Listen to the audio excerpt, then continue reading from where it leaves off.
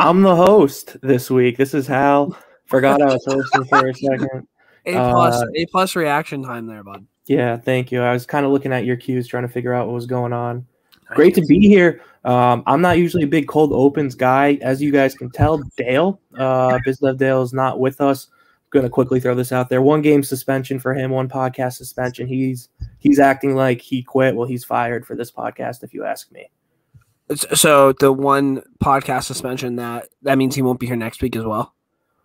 No, I mean, I think, are we controlling the story? Yeah, it's up to you. I mean, you can interpret it how you want. I hadn't really thought it through. Part of me was like, just kind of like, oh yeah, it's for the media to look like we suspended him, kind of like in college football when they like a kid gets caught drinking and they suspend him for like the first quarter, and then like he goes out there and plays the rest of the game, and it's like he learned his lesson. No, I think so, and I think especially with the fact that like we all have our lives. It is Valentine's Day. It's Hal's first Valentine's Day as a Mr. and Mrs. Hal. He's still here.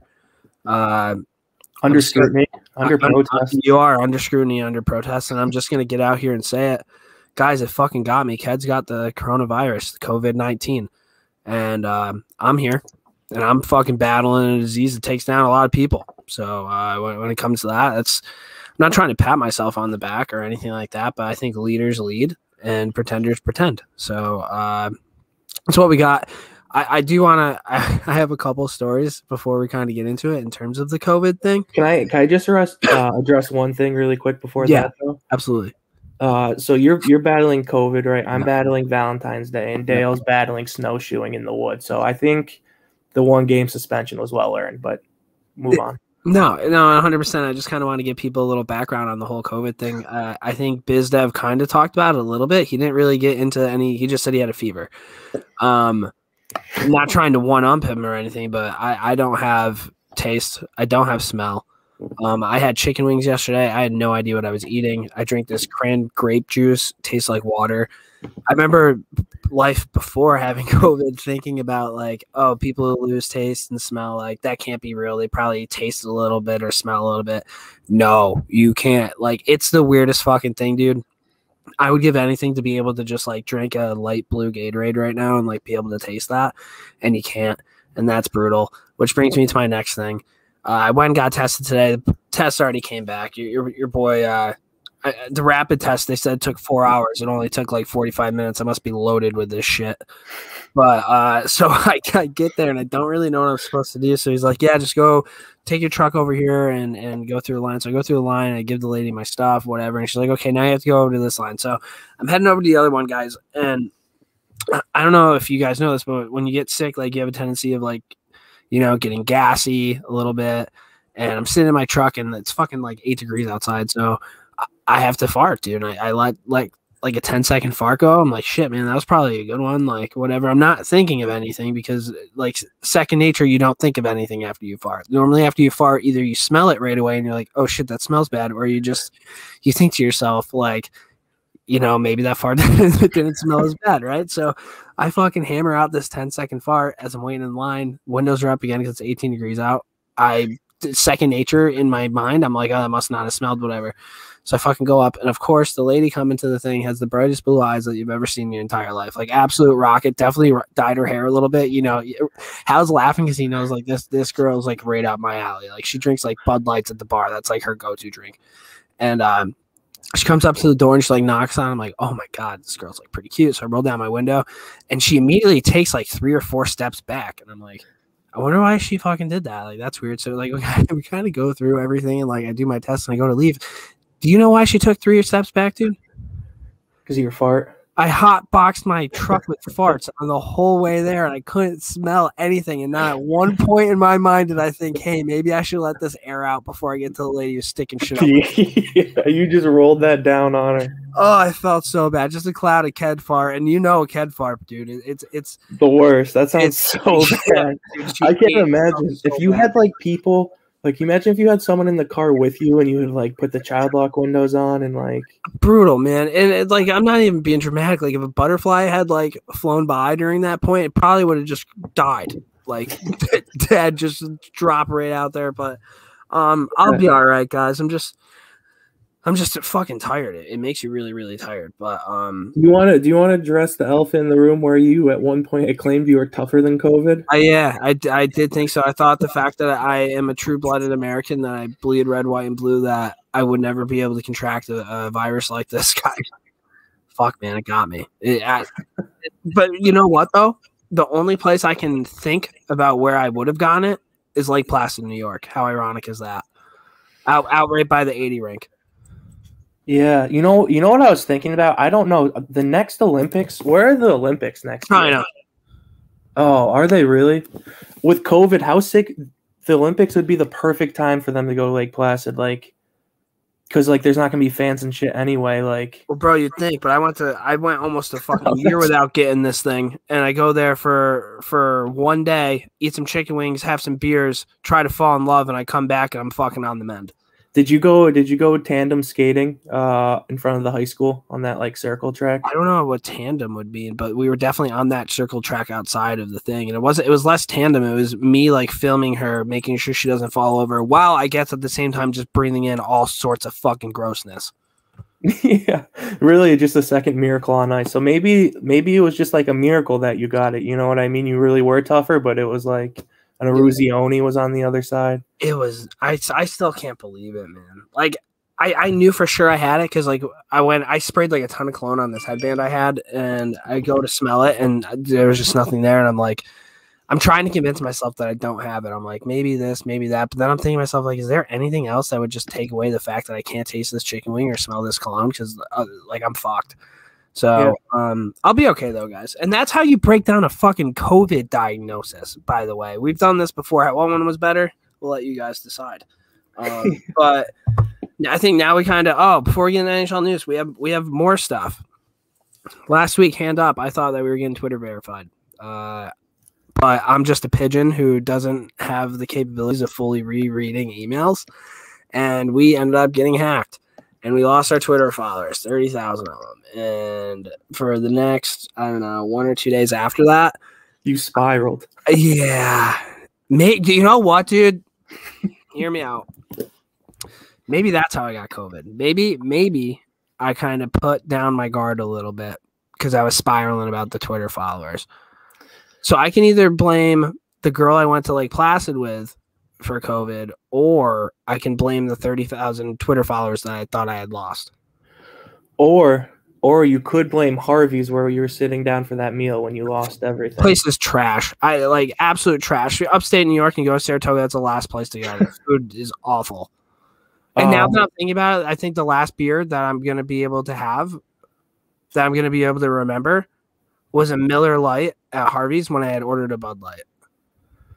Yeah, and two things I wanted to add to the hacking. The first, we didn't really get hacked either. Like, let's be clear, we got fished. We got to bring this up. Yeah, we right. Did. So we got fished, right? So that was the mistake. It's like, you know, those like trainings they have for the 55-year-olds that work at the office, so they make sure they don't make an oopsie. I did not know that you were gonna come in at me like this. Yeah, and you guys got excited. I thought I was gonna get verified. If we want to replay last podcast too, you could hear live on the podcast, Ked read out that he thought we were Twitter verified. I told him it was dumb. Him and Dale were jacked up. Look at us now. But not at one point did you tell me that you thought it wasn't real. Ked, do you know anybody who's verified on Twitter? Yeah, I actually do. I've interviewed quite a bit of people. So I don't know, man. I thought that was funny. I figured we had to be honest about that. Also, BizDev suspended, so they're back. Don't you think it's weird the business development guy, after we got hacked, is nowhere to be found to answer some questions? Because let's be honest too. After we got hacked, business development Dale received an email from like a Nigerian prince who created his account 2 hours earlier. And was like, what did he say? He was like, I can get your account back, like if you give me your email and password. And Dale's like, should I do it? It's like, no. Yeah, and I posted something on Reddit.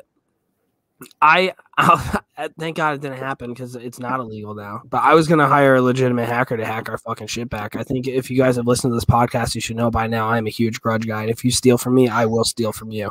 So my plan was to get this hacker, to get our followers back, and then I was going to tell them to do whatever he could to ruin whoever hacked us lives. Like, that's what I wanted. I wanted their lives ruined. Like, do whatever you have to do, black market type shit, do it. I don't care. Luckily, Twitter support jumped in because, I mean, I feel like we kind of think we're on NCIS or like 24, but in reality, it was just a phishing scheme that Twitter support probably took 2 seconds and then changed it back. but in the process of this, I had been talking to a hacker and I was going to pay the hacker in Bitcoin. I had already bought the Bitcoin, and then Twitter support hit us up and was like, hey, your followers are back. So not only did we get our followers back, but I also diversified my portfolio. So... I mean, is this something like, you know how you can get like charged with attempted murder? Are you about to get charged with attempted hacking? No, dude, because it never went through. Never went through, dude. Like attempted murder, like you give the green light. There's no such thing as an attempted murder with somebody who's still on the red light, dude. I mean, attempted murder, the light's still green. They just didn't fucking execute. I thought it was pretty funny. I was like at work one morning, and I looked down my phone. I had a text from Ked, and it was basically like, I've decided like I'm going to hack the hacker. I fucking wanted it, dude. I was so mad. I don't think I would get on a plane and go to Turkey, but if that motherfucker ever came here, I would. Oh man, I think I'd have the right to like kill somebody if somebody stole 30,000. Like that's 5 years of my hard work. Maybe not kill somebody, but like yeah, dude, take it easy on that too. The only thing I'd say is I'm sorry, hackers. I just feel like we're very hackable. Like, I just don't want anybody listening to this right now being like, they hate hackers, I'm going to hack them. Like, I feel like we're a pro hacker podcast. Yeah, we are definitely a pro hacker podcast, but whoever hacked us, you are on my shit list forever.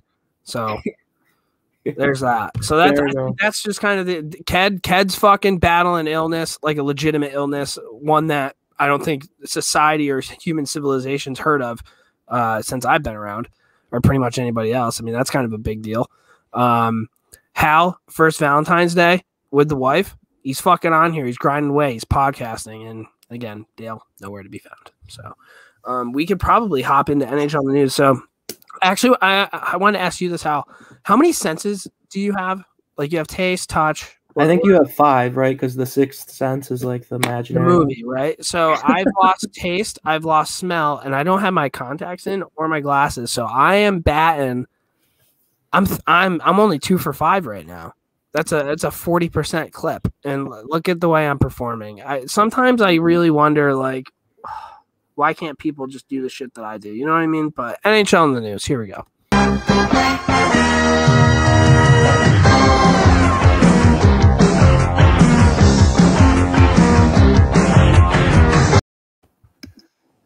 Am I hosting anything? You're the host. I can't see. That's right. You can't read. All right. First one. Oilers win a game when neither Connor McDavid or Leon Draisaitl record a point for the first time since November 28th, 2017 versus Arizona. I thought this was interesting. I think, yeah, which is so long ago, right? Like, I don't know. Say it again. Connor McDavid and Leon Draisaitl didn't have a point, and the Oilers won. And that's the first time that's happened since 2017. Correct. Jesus Christ, boys. Right, and like to me that just I'm gonna combine it with the other story. So Real Deal Neal was put on waivers and he cleared. He's got $5.5 million left on his contract. I just think it goes to show like the fact that it took this long. And by the way, the team that they did beat was Ottawa, and Ottawa outshot them in the game. So really like nothing that special there. They just don't have depth scoring like ever. I was looking down their lineup. Right, they brought Turris in this year, 3 points, 16 games. Cassian has 3 points. Neal, 3 points. Ennis has 3 points. Like, those are the veterans you bring in to try to support Connor McDavid and Leon Draisaitl, and they just still can't do it. That's insane. Like, they have to figure that out. 2017, that's 3 years ago. You're telling me that a group of those fucking idiots couldn't put something together for a win? Like, if I'm Connor McDavid and Leon Draisaitl, take me out to dinner every fucking night. You guys suck at hockey. Yeah. And here's one for you. Here's one. This is from Hockey Stat Miner. It's kind of similar, not exactly similar, but the Rangers have yet to score a 5-on-5 goal when Panarin is out of the lineup. The last 5-on-5 goal scored with Panarin out of the lineup was Brady Shea from Kevin Shattenkirk on April 6, 2019, 3 months before he signed. Which isn't as aggressive as the Edmonton one, but still, like, that's fucking nuts, man. Accountability, dude, right? Like, fucking be accountable. That's all I'm saying. Yeah, and like as a Bruins fan, like my perspective too is like the Bruins, right? Like we have our top line that does so much of our scoring, but like at least every now and then, like you can get a chip in from like Nick Ritchie or somebody like that. Like why can't they get that? It's not that hard to find guys that'll put up like 30, 40 points and be consistent. And why wouldn't people want to play there? That's another great point. This might be a dumb question. I don't watch a ton of the Oilers. Are McDavid and Draisaitl on the same line? On and off, I think. I think that kind of prevents if they were on the same line, that would mean that their line scored every single game until from 2017 on. The fact that they're separate, I mean, that's still fucking nuts, dude. That's yeah, I guess, but and then you look at it too, but like Ryan Nugent-Hopkins didn't carry them for one fucking game. Yeah, and they don't play on the same line. I apologize. First line's Nugent-Hopkins, McDavid, and it was Neal. And then Cahoon, Draisaitl, Yamamoto is the second line. So they're split up. It's like the same thing. Why can't you just do the Malkin Crosby and have a little more depth? If you read those fucking names, no shit that they haven't won a game since 2017. Like, is there one guy on that list where you're like, fuck, I really, really, really wish that player was on my team? Not one. Yeah. No, I agree. Two other things that this just brought me to. The first, Tyson Barrie, he was like, Leafs fans hated him. You remember how much money he was going to get when he was on the Avs? It was like crazy. Biz was like stroking him off to like $8 million plus. And then what do? He went to Toronto and he just shit. It fell apart, right? He was like an offensive defenseman. He definitely has his liabilities, but 12 points, 16 games, right? Like that's good. At least even if he's a defensive liability for the Oilers to get that back end scoring, like I would take that trade off all day. So hopefully Oilers fans aren't too rough on him. The other thing that I picked up, because you remember how it was the Luch Neal trade. So like at first glance, I thought like, well, I guess technically Neal's getting waived. Like maybe the Flames won that. I didn't realize it, and it took a tweet for me to find this. But because Lucic has a no move clause, they can't even put him up to be eligible to get taken in the expansion draft, and they can't waive him. So because he has a no move, he's just stuck on their lineup. There's nothing they can do about it. Calgary? Yeah. Oh no way. Yeah. So at least with Neal, one, you can waive him, you can move him around for cap money. He can ride the taxi squad. He can come up. I don't know what the purpose of it was because he cleared, but also if he's still around, like maybe an expansion team does take a whiff at James Neal. 20 goals a year, right? Like couldn't hurt maybe. Like that could be a guy I would be interested in. Yeah, I mean, in real deal, Neal, he can shoot the puck. Like he might not be able to skate as well as he once used to, or power forward, but that guy's got a rip, and that doesn't go away. Yeah. I don't know. Do you have anything else on that? We could. That's fucking nuts about that Lucic deal. That fucking sucks for Calgary. I was looking at the Calgary jerseys again the other day. I have fucking Matthew Tkachuk's in my cart, and I still haven't pulled the trigger yet. Maybe once I fucking come out victorious on this COVID thing, I'll treat myself. Who knows? Yeah, that's kind of what I got. Fair enough. Next one, Miko Koivu retired. Played for the Blue Jackets for like 7 games this year. Obviously, I think he was 11-year captain of the Wild, played there forever, over 1,000 games, 700 points. What do you have on Miko Koivu? I think people who have been with one team for forever, and then as their careers winding down, this is Brett Favre, except for he's nowhere near as good as Brett Favre. Like, he's irrelevant to me now. Like, he should have stayed in Minnesota. That should have been his legacy. And now I'm always going to remember him as the guy who went to Columbus for fucking a cup of coffee and was like, no, you won't, dude. Yeah, dude, I hate this. I hate everything about this. Like, especially if I'm a Minnesota fan. And I'm not even a Minnesota fan. I fucking hate the Wild other than Zuccarello. But, like, I'm trying to – if there was a New York Ranger and we had a captain for 11 years, right, and he had been known for being a part of the New York Rangers organization, that's what it was. End of his career comes. It's kind of very similar to Hank, I would suppose, except for Hank got out of it before playing 6 games. Yeah, I guess, but here's my thing. Get out of it. Like, he's sick and he had to have surgery and stuff like that. But, like, I hate that. I fucking think, dude, I understand having pride in yourself and, like, really trying to fucking compete. But, like, what is Mikko Koivu going to Columbus for? You're not going to win it. Like, is that a place where you're like, oh, I am going to win a cup this year? No. Here's my thing, dude. So I liked I thought his quotes were fucking Let's awesome. read them. I didn't hear him yet. So basically, I don't have them pulled up, but basically the gist of it was Mikko Koivu said the reason he retired was that after 7 games he realized that he couldn't play to the level he wanted to, and he was letting his teammates down like every time he went on the ice because he knew he couldn't be an NHL player. And part of me feels like he had been the captain in Minnesota for so long, and like he was deteriorating, and maybe he just knew he couldn't have known that before he left. What? Shouldn't he have known that before he left? Like, shouldn't have been a fucking clue the fact he's been a captain of this one organization for so long? They didn't want anything to do with him. Be kind of like a hint, like, oh, hey, man, you probably don't have it anymore. Yeah, but like you don't have pride in that, dude. Like you would just retire. You would just retire in that situation. I would either retire or I would 1,000% go to a team where I would think that I could win a Stanley Cup that year. Yeah, I think the Columbus Blue Jackets for him was a lateral move, and in my mind, I'm like, you can't be that dumb thinking like.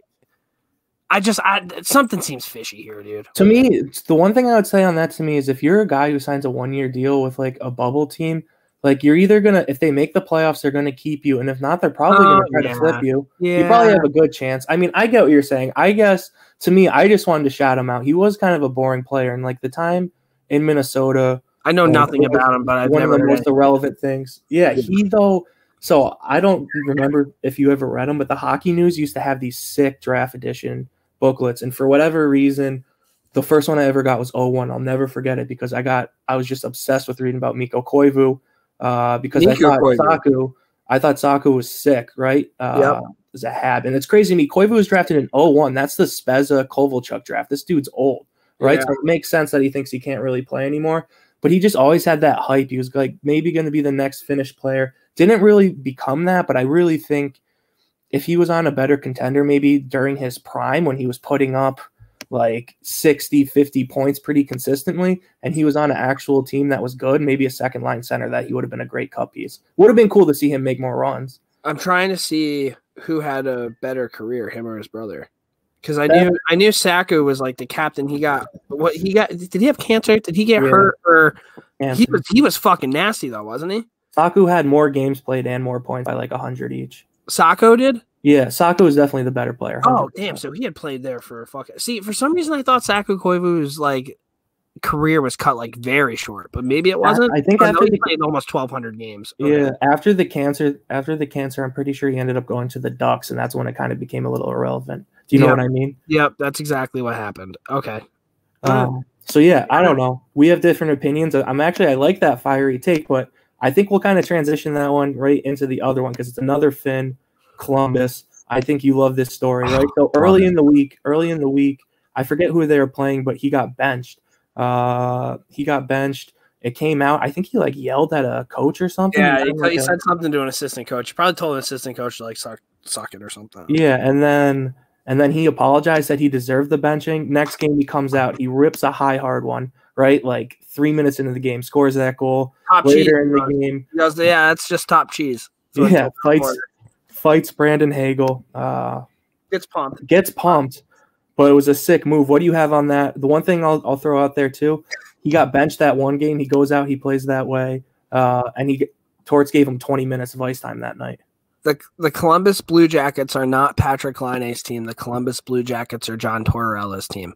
And look at what Tortorella just fucking did, dude. He created an absolute beast. I don't even care if this is just one game and this will never happen again.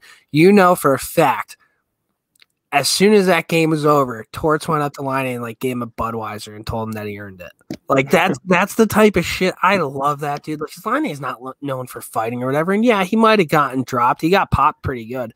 But the fact that he came over, like when I think of Patrik Laine, I remember him playing against the Rangers a few years ago. My dad being like, I really wish he becomes a Ranger because he's easily the best player on the ice, which he was. But in terms of consistency, like you never really know when he's going to bring it. He kind of has that, like, what's the word? What did I call Ruben Randall a couple weeks ago?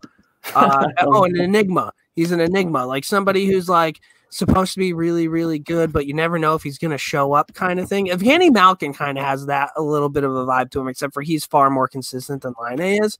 Well, he usually is until this year. But like Laine going out there, fucking putting the boys on his back. I'm going to score a quick goal. Hey guys, I'm going to show you why I get paid this much money. I'm going to go in. I'm going to fucking kind of curl and drag. Boop, done. Cool. And then he goes out of his way and he sticks up for Jack Roslovic. not only did this, I'm sure you saw the boards, like people, they were pretty much breaking their sticks on the boards when that fight was over. But like, I thought it was also cool that he stuck up for his guy from Winnipeg too. So it's like those guys are still kind of together in a weird way. But did you see Roslovic's goal earlier this week? That might be the goal of the year thus far. Yeah, it's sick. And plus he has the sick storyline too, right? That he's from Columbus. He's like an Ohio kid, comes home, like never really given a chance because the Winnipeg was so deep on that first line. He's got 9 points in 9 games since the trade. He had 29 points last year. Like a lot of people, I didn't get it at the time. A lot of Winnipeg fans were pissed about the trade, and it was more so that they gave up Roslovic too. Really? And I kind of understand that now. I think he's a first rounder. Okay. I don't know much about him. He's first young. round, 25th overall. He played. He played for Miami of Ohio and over there too. So like, is he old? No, he's like 24.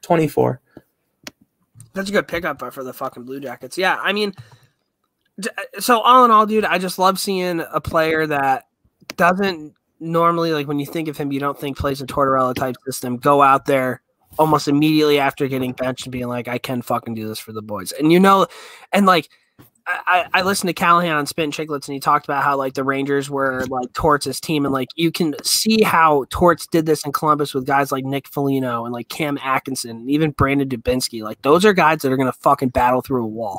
And I think it was Cam Atkinson who got interviewed, and he's like, listen, like benchings happen. Like it's happened to me plenty of times. Like, and I thought that was kind of cool. Them kind of a guy who's already kind of been there and done that. Not necessarily sticking up for Laine. Well, I guess he is sticking up for Laine in the media. Like, this isn't a news story. Like, this is what happens in the thing. Like, this is Tortorella's team, and then Laine comes out and does that. I fucking love that. He's my hero of the week. Wow. That was huge. I love that shit, dude. I was like kind of disappointed on Laine for a little bit because I knew he could score, but like to me, he kind of seemed disinterested. He was only into himself. But after watching that, dude, like that's why I love hockey, because like you would never see LeBron James go out there and take a charge for like a teammate or some shit like that. But you see Patrik Laine, goofball, weird looking dude from Finland who has no idea how to fight, drop the mitts with somebody who, yeah, it's probably quite a little bit smaller than he is, but still, fucking sick. I feel like hockey's back. By the way, I feel like this is like pre-COVID hockey. Like, yeah, you know how I knew hockey was back? I don't know if you saw it. There's a video floating around. Garrett Klotz got in this huge fight in the ECHL. It's unbelievable. You got to look it up. It's like going viral. No way. Throwing bombs. That's when I knew.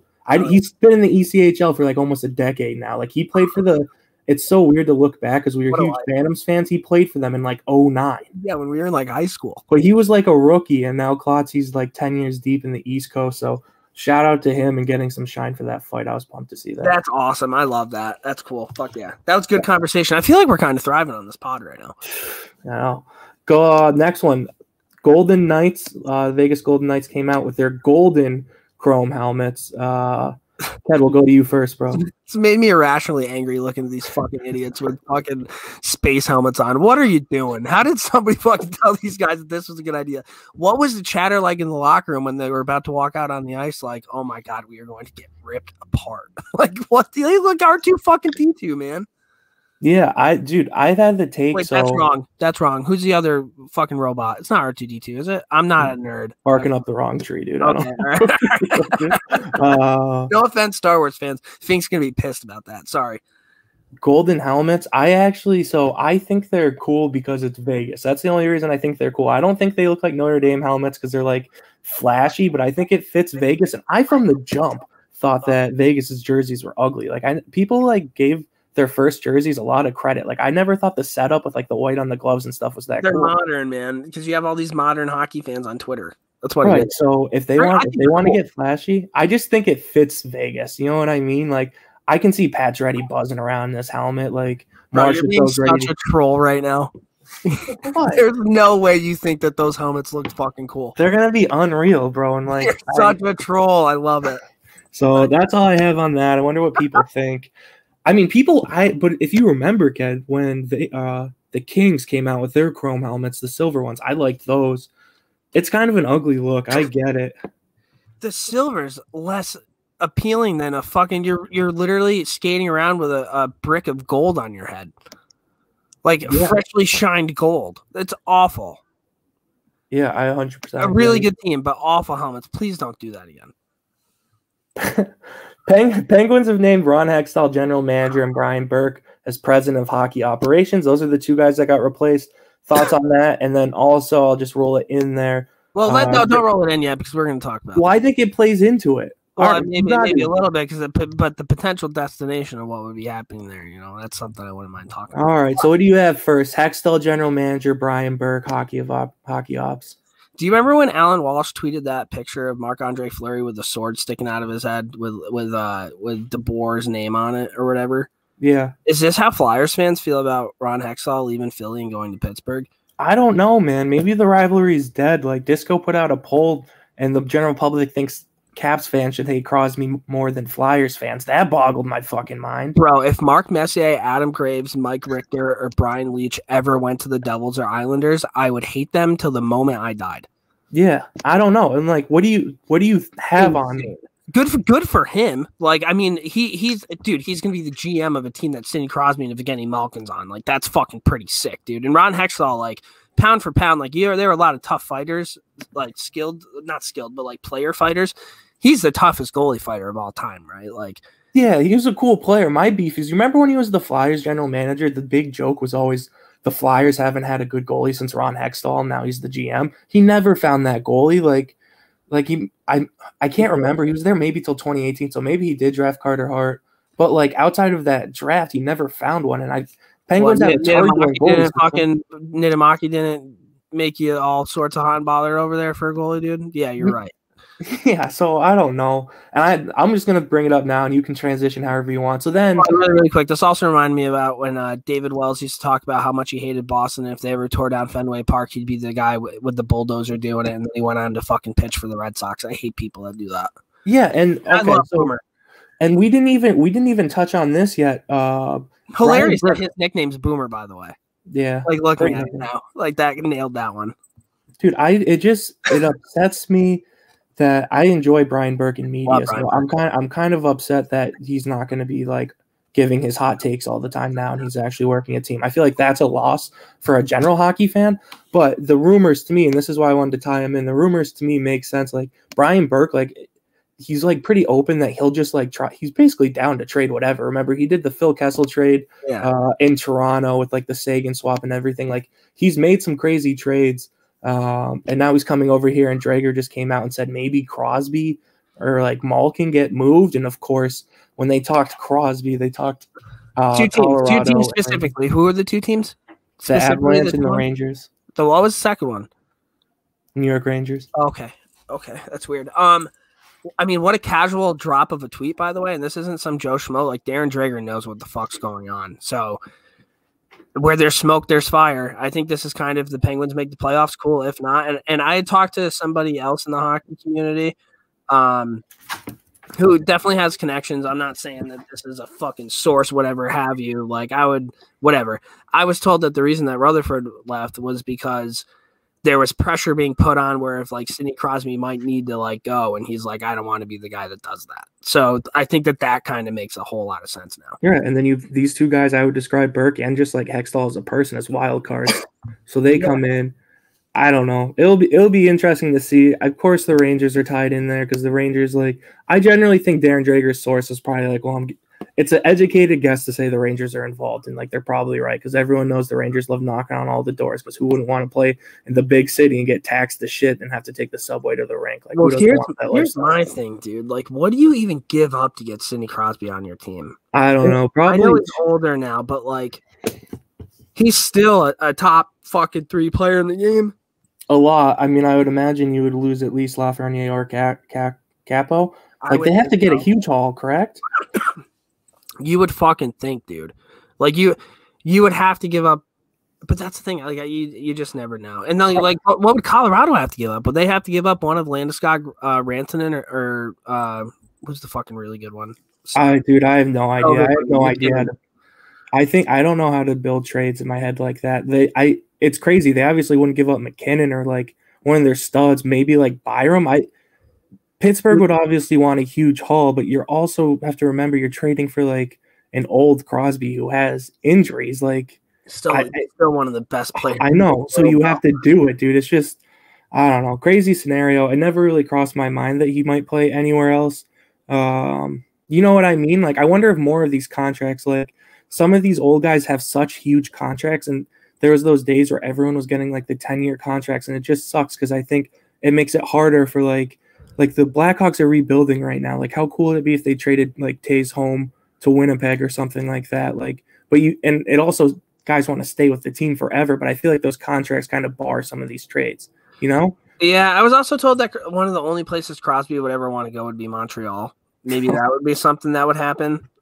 That has Bergevin written all over it. Yeah, sorry guys. I don't know. This was news for sure. NHL news. Last one. Ryan Dzingel traded back to Ottawa from Carolina, and Carolina got Alex Galchenyuk, who they already waived, and Cedric Paquette. So really, looks like Carolina's eating Galchenyuk's contract possibly, and then Cedric Paquette straight up for Dzingel. Thoughts? I have a huge I really don't like Dzingel. This stems back to the trade deadline when Dzingel got way more than what Matt Zuccarello got, and I thought that was a slap in the face. Because to me, I think Matt Zuccarello is 10 times the player Ryan Dzingel is, so I'm not shocked that Ryan Dzingel's already been dealt. You kind of did a little bit of control. Dude, my brain's fried. You got Paquette back, so I mean that's solid. He's won a cup obviously, and like he's annoying to play against. He's gonna fit in perfect in Carolina. But Alex Galchenyuk, dude, turning into the modern day Thomas Vanek. I mean, he's played for pretty much every team now. Before the podcast started, you had a list of teams. I couldn't believe it. I don't know what happened with him. He was supposed to be really good. Didn't he get hurt? I thought he got hurt. It was a knee.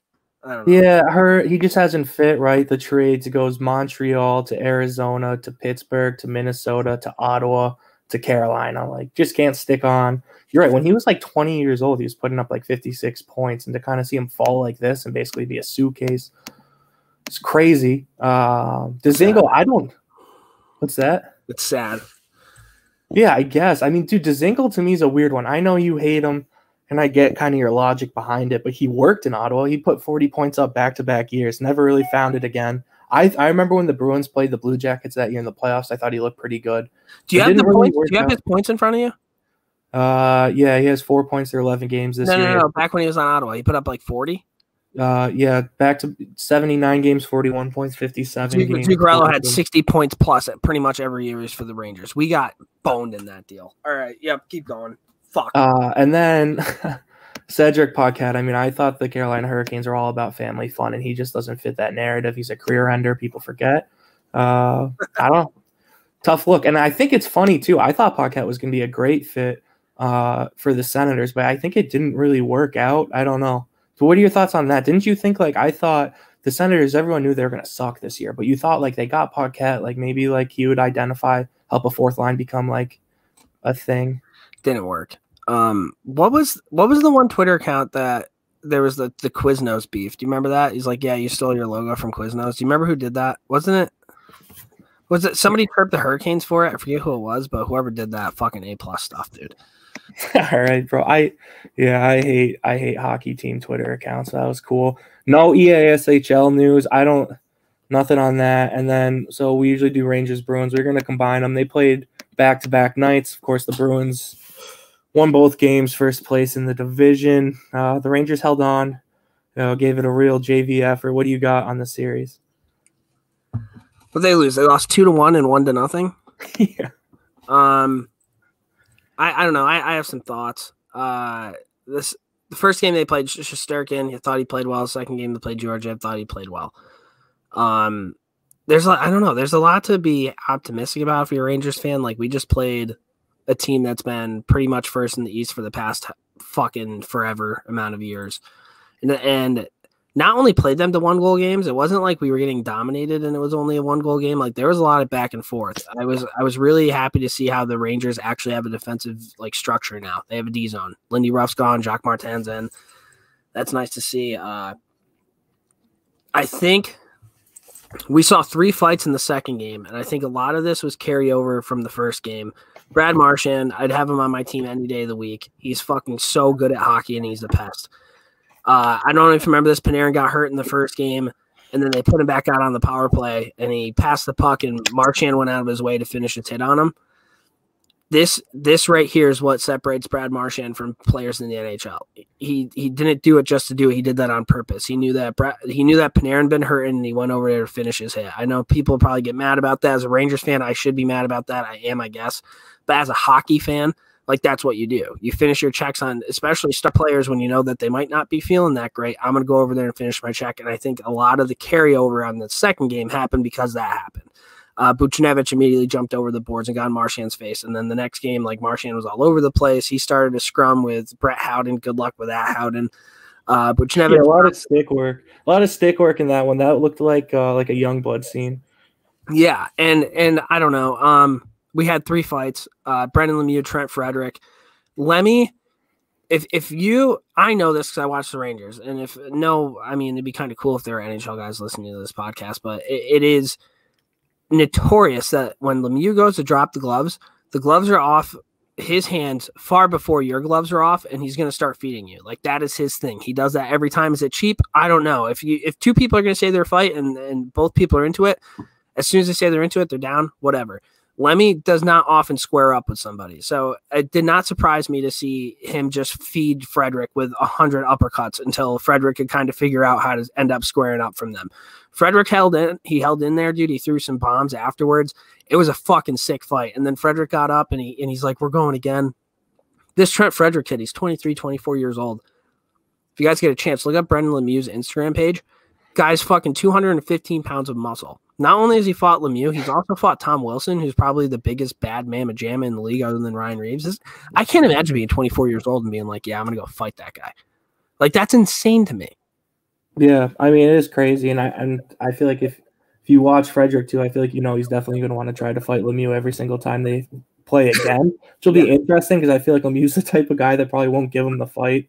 And then maybe Frederick will take a stupid penalty or something like that. We'll see. I thought that fight was good. And, like, as a Bruins fan, I didn't think it was cheap. It's kind of like, it is what it is. And it's What do you think about the Marchand thing? Do you think there was a lot of carryover from that? Like, I remember that play specifically happening and being like, there's going to be a lot of antics next game. I don't know. I forget what happened. Something happened in the first. It looked like Lemieux was like, there was something that happened. I texted you, and it seemed like Lemieux was going to be chomping at the bit, and then they fought a couple shifts after. Might have been the Marchand thing from that. So maybe it kind of carried over into the spearing thing, which then carried in from there. And that would make sense. Buchnevich got fucking fed by Lazan, which was cool to see Buchnevich stick up for his teammate, but, like, dude, fighting is not in your tool belt. Yeah, it felt good, too, as a Bruins fan to kind of, like, even the scorecard. So I enjoyed that one. Lazan's definitely a more experienced fighter and good, and I love it. Talk about a guy who's, like, stepped up. Jeremy Lauzon plays, like, almost 25 minutes a night for us right now and hasn't been too bad. I didn't notice him, and if you're a defenseman, that's what you want to – like, that's what you want. You don't want to be noticed. I didn't notice him at all, but the one guy I did notice in a positive way, I thought Zaboro is going to end up being – I don't know if he's going to be a fucking like an absolute stud, but, like, he impressed me his way to be able to move the puck, and they even put him on the power play for a little bit. You know who I didn't notice as much in the second game was Adam Fox because Pierre wasn't there stroking that was him off. Wild, dude. So much Adam Fox talk. Oh, my God. That was crazy. Nick Ritchie is a fucking scumbag. I hope the Rangers go at him. I hate that fucking guy. Huge goal. I mean, goal. How gross was that goal? Krejci always looks angry, dude. Wagner was serving it. Dude, we talked about this and we texted during the game. That was like one of the more entertaining 1-0 hockey games I think I've ever seen. Like, there was just action the whole time. Yeah, I agree. I think it proves the point. You don't always have to have goals scored, but I thought it was good. I mean, from my perspective, what sucks is the Bruins then lost. They had back-to-back last night, and they lost to the Islanders, who they're 0-2 against this year, which is fucking tough to hear. But to me, and I told you this, like, as a Rangers fan, the Rangers look like a more skilled team than the Islanders. But then I was thinking about it, and obviously there's a huge difference in coaching. No offense to Quinn, but, like, Islanders arguably have the best coach, and the Islanders also have guys like Clutterbuck. It's a little easier to have, like, Clutterbuck and Martin buy into than the Rangers. So they're even, but, like, from a pure talent standpoint, I would take the Rangers. That loss to Islanders doesn't go unnoticed to me because the Rangers shit kicked the Bruins for 2 games in a row, and then they gave it back-to-back with the Islanders. I wasn't shocked on that. It definitely felt like no one on the Bruins wanted to fight that game. Like they were all like kind of needed a breath. if I had known that there's a back-to-back, I would have put money on the Islanders. But that's the cool thing about the schedule now, dude, is like the Rangers and the Bruins, like back when like Callahan and Dubinsky were there, I feel like there was more of an edge, and then that kind of went away. But they played back to back, and then everybody was fucking down to go, and it was like it's just more entertaining hockey, I think. Yeah, and the other thing I was thinking about too, and hopefully it happens, is it was a Wednesday night game and a Friday night game. Bruins Rangers, I feel like a huge issue with that so-called rivalry, which is because it gets such good ratings. It's always a matinee game, and the matinee games are always so flat. Like St. Patty's Day, they're the flattest games. Like there's never a flow, and it's always on like a special holiday. I feel like they're always playing stupid games. So to just get a couple 7 p.m. games, like Friday night, it wasn't on NBC. It was on like your home feed. You know what I mean? That was awesome. No, I couldn't. I think you nailed it.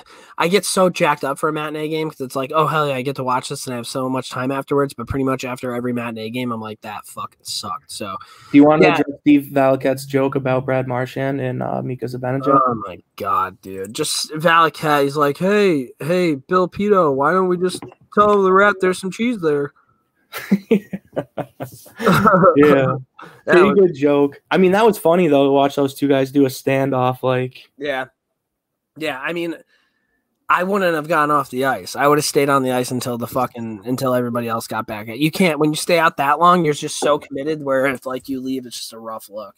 100%. Also, how do you feel about Miko? Like, still, I mean, I guess I was gonna say it's kind of a tough look because he's been in a goal drought. Even though I thought he looked pretty good against the Bruins, but if he's got superstitions and he's in a goal drought, the guy fucking.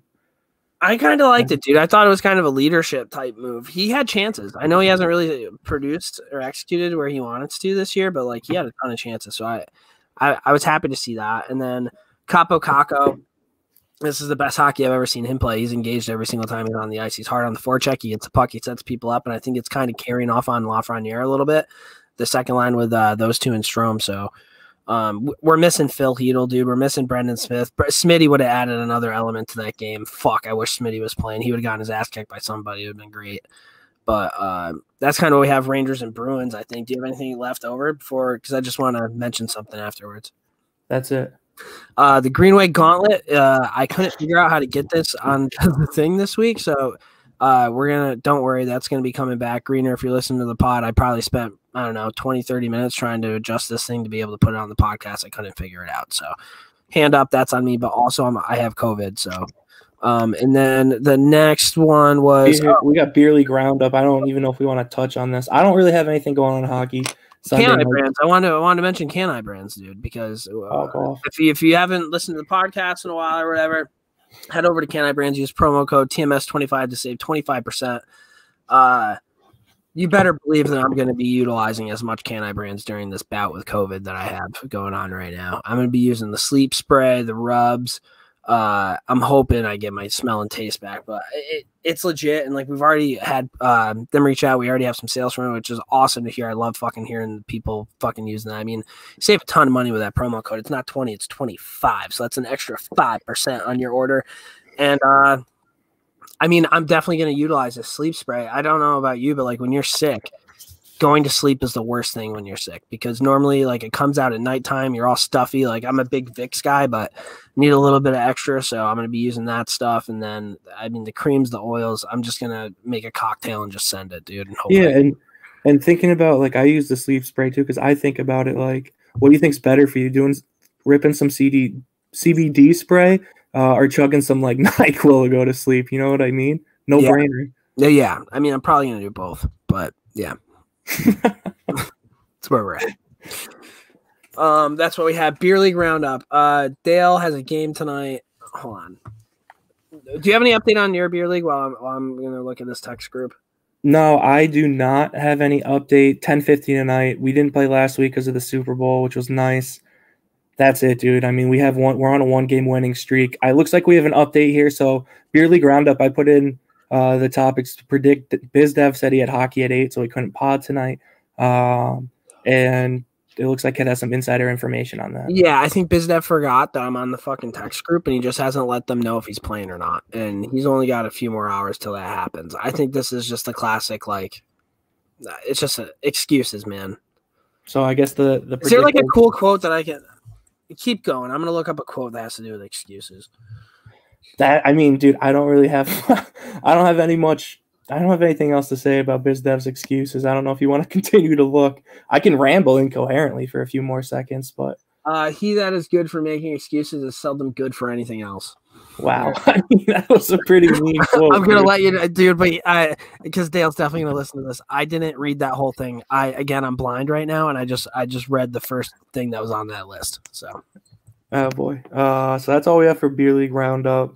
Patty B Hotline will come back into again COVID issues, right? I have COVID, dude. Yeah. So we're cruising. Maybe we'll get under an hour podcast. Looks like we're on pace. Let's see if we can fucking do it. Dom Moore's Heroes and Zeros. Hey fans, this is Dominic Moore. I'm just going to take you guys through a little bit of the behind the scenes stuff here. Dom Moore's Heroes and Zeros. Ked, lead us off. All right, my hero of the week. It's kind of funny because we have this. We have somebody who comments on our SoundCloud account a lot because that's how we put the podcast up, whatever. And one of the comments was, Ked still talk about Tony DeAngelo. And I said, hey, I didn't put it in the doc. Well, I did put Tony DeAngelo in the doc this week. He is my hero. New York Post just came out with an article. Larry Brooks, pretty much, it's the first comments that Tony's made since this all happened. And long story short, the fan blog thing got tossed out there again. I love seeing that. Tony DeAngelo pretty much said that, hey, man, I'm not trying to play any sort of victim, so don't even be into that. Like, things happen. I take full responsibility. I like seeing that. And then you had interviews from Mark Stahl and other people around the league who don't even have to deal with the Rangers, pretty much saying, like, this whole racism fucking thing that came out is just not real. It's not true. And half of me thinks this is just like a PR cover-up trying to be able to move him, but then at the same time, like, it's nice to see that Tony came out and fucking made some comments. And let me tell you what, the Rangers have scored 1 goal in their last 2 games. I bet they wish that they had an offensive defenseman right about now. So my hero of the week goes to Tony DeAngelo. I hope he gets moved. I hope he can continue playing hockey. And it's just nice to see that this whole razzle-dazzle of Tony DeAngelo being the worst human being on earth is just being put to bed. So it's good to see. Yeah, I mean, arguably, I think I'll just go 0-0 off of that. I mean, you just basically did a court case on Tony DeAngelo.